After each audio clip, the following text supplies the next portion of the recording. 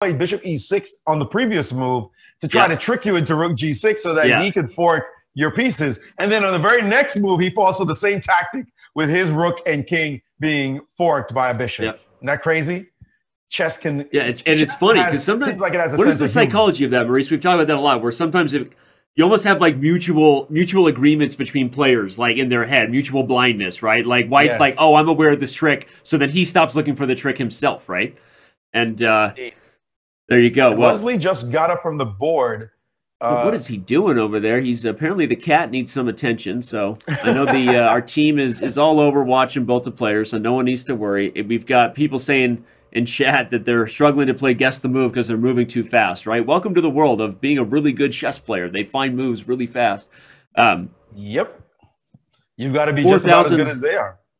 We've got 4,000 plus of you on YouTube, 8,500 of you on Twitch. So the show is really just getting started. Don't forget, after that 17 minutes is gone, we still got 3-minute and 1-minute chess ahead today.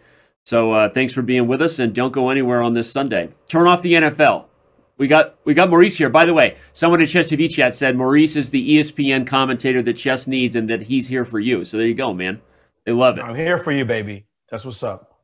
I'm here for you guys. And look at this position. Wesley just played king f8. Now, you know, you have to be an all-star to make moves like that because you would not have – I would have been spending some time and said, okay, I don't want to play that move. And he just played someone king in chat f8. just said mouse slip, Maurice. You think it was a mouse slip? No. Castles was bishop h6. Yeah, Castles was bishop h6. Threat was queen g7, and he didn't want to play rook g8. Yeah, so no mouse slip, everybody. That was intended. I think he did it on purpose. Yeah. And this is next level right now. This is next level chess. He's going to blockade the light squares. He's going to say, you're not going to get any pawn breaks whatsoever. Yep. And sooner or later, I'm going to move my king, my rook. I'm going to figure out this position on this side. It might be something like a g6 is not quite it because the bishop can possibly go to e5. But he's going to block. First, he might play for b5 and rook c8. Put something on c4. And this move, bishop f6, and he misses c4. Uh-oh. Ruh-roh. What a move by Nodirbek. Ruh-roh. This attack. Yeah. Well.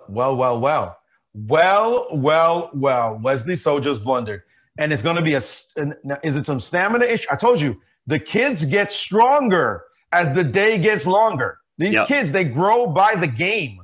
They see what is going wrong, and somehow that confidence starts to come back. And now Wesley is feeling the surging Nodirbek. Yeah. I mean, he is getting it done. Wow. Impressive. What's the move? Let's bring up the analysis board because we're going to want to look at this. What's the move here? Is it d5? Or can you take on e6 with the rook? That looks delish.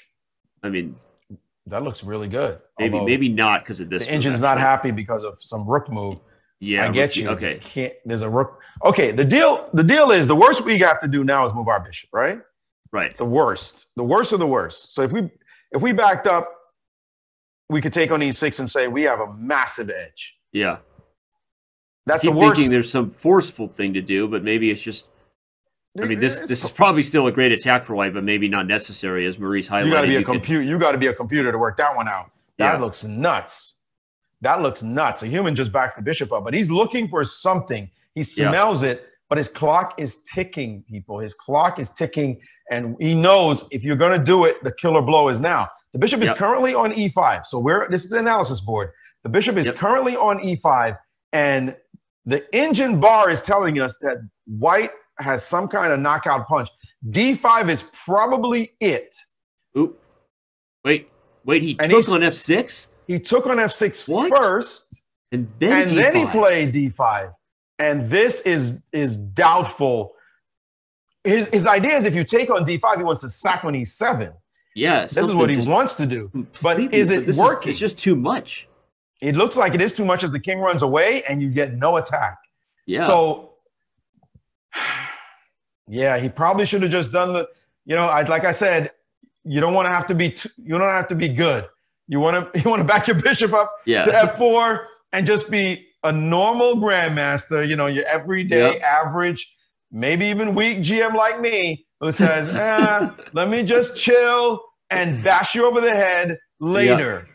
But when look you at this. Wesley also struggles to find the right idea. He takes, and maybe rook g8 is the key move, again, that both players haven't been looking for. This little tempo. Wesley takes instead, and now Nodirbek is... Got some counterplay. He's still got some issues. That knight on e7, man, you love knights in front of your kings, people.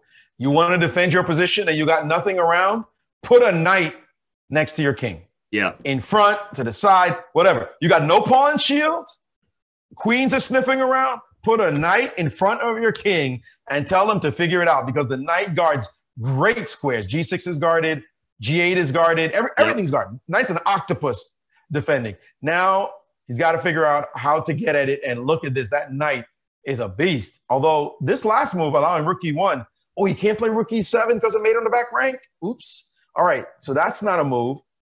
Rook f7, however, is met by queen c5.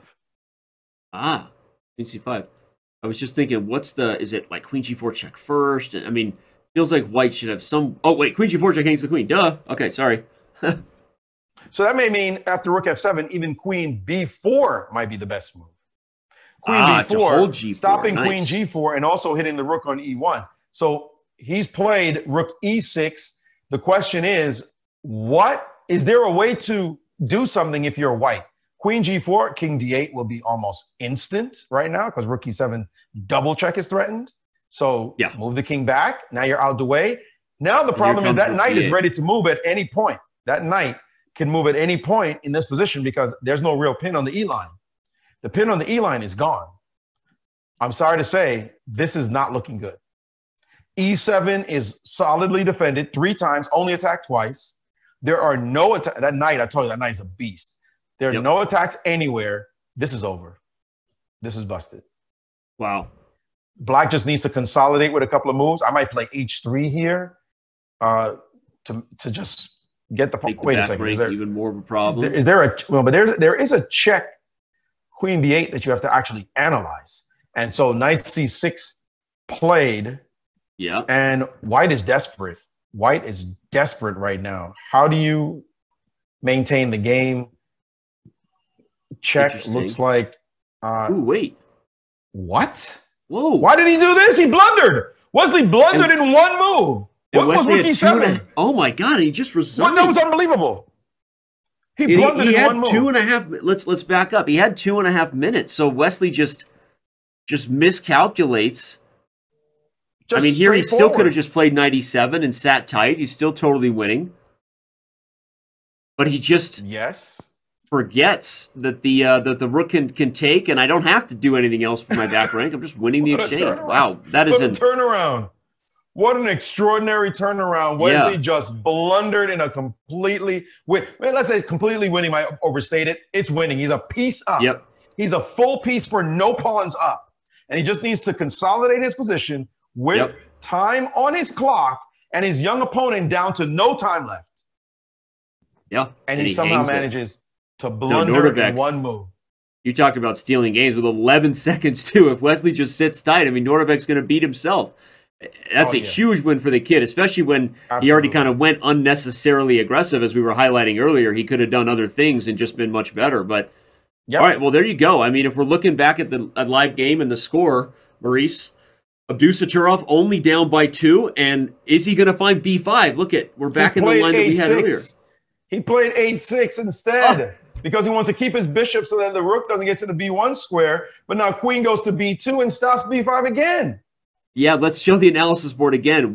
If you're just joining us, everyone, in game 3 of the match, we had this position, a good attack for Nodirbek, and both times the best move is b5. In game 3, he played knight e7. Now we see here he played h6, but Maurice's suggestion of b5 is definitely the best move for black, and Nodirbek has missed it a couple times now. I don't get it. I mean, b5 is absolutely thematic. If you're going to play h6, because the first time he played knight e7 was because he was worried he was behind in development, right? Play knight e7, get ready to castle. But if you're going to play h6, that's your same concern. You're behind in development, right? So if you're going to waste the tempo with h6, why not waste it with b5? I mean, b5, that's a great way to waste the tempo. with a fantastic it's a high-class waiting move, as they would call it. Thank you very much. I'm going to play b4 in the next move. Hello, here we go. Why do you play h6 and then queen b2? He's going to find out later. He's going to figure it out the next time they see this position. The next time around, Grandmaster Hikaru Nakamura, no one knows more about these events than him, hanging out in Twitch chat saying, you know, people saying, is Wesley on tilt yet? And Hikaru's like, Wesley's not on tilt yet. He'd at least need to lose another game. But tilt is very real, right? And Hikaru has been the guy that sent Wesley home the last 2 years. The year before that, Wesley actually lost to Magnus Carlsen. But, I mean, I agree. I don't think Wesley's on tilt yet, but this is, you know, he can be a guy that loses confidence too, right? Wesley can lose his confidence, so he needs to stop the bleeding now himself. And again, we make this point about Wesley is a guy who plays well when he needs to win. That's when he plays best. When he needs to win, when he has to win, when his back's against the wall, when people are pushing him, when he's being pushed, he rises. When he's not being pushed, he has, to me, the weakness is that he starts to coast a little bit. Yep. And that's what we're seeing with Wesley right now. He's like, yeah, I'm killing this kid. What was it, 4-0 at one point? It was 4.5 was the score. Yep. I'm killing this kid. Then he drops this end game. It's like, yeah, it's a little annoying. You know, it's like a fly. Get away, kid. You know, like, what are you doing? Why are you fighting back? And then he just enormously blundered the last game. Yeah, that was shocking. Now we feel, and look at, remember how Nodirbek was back in his chair and his hands over his one of these maneuvers? Look where he is now. You see this? Yeah. This is, ooh, I'm getting into this. Like a tiger one that counts. Yeah. I can hit him another one. Hit him again. And his confidence is starting to rise. And there he goes. Growing. He wins this game. He's only down 1, people. He was down 4-0 in decisive games. He wins this one. He's only down 1. Yep. Well, we're in another weird endgame. We criticize h6, rightfully so. b5 is the better move, but we see now it's kind of paying off a little bit just because the bishop is like a knife here, a thorn in your shoe, making it hard for white to do the natural things you want to do over here. Looks like he's not going to play b5 in the next time they see this line. Because this might looks like it's working out. There's no reason to leave this position at the moment. And here comes a very serious move. Oh. h4. Can black just take and play knight f5, or even what about knight f5? Maybe knight f5 right away, right? Knight f5 takes. Get this. Yeah, let's analyze knight f5.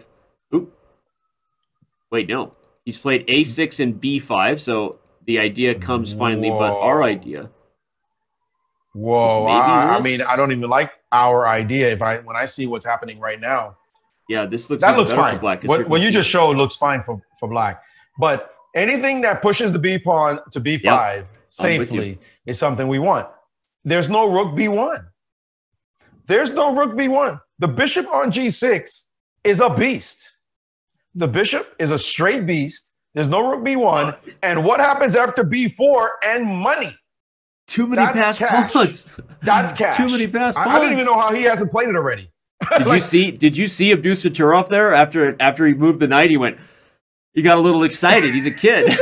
You should get excited. And by the way, king b3, knight c6 threatens knight a5. So don't try to blockade. Yeah. Don't try to stop. Well, it's not quite. It's looking very close. Don't think you can play king b3. And if you can't play king b3,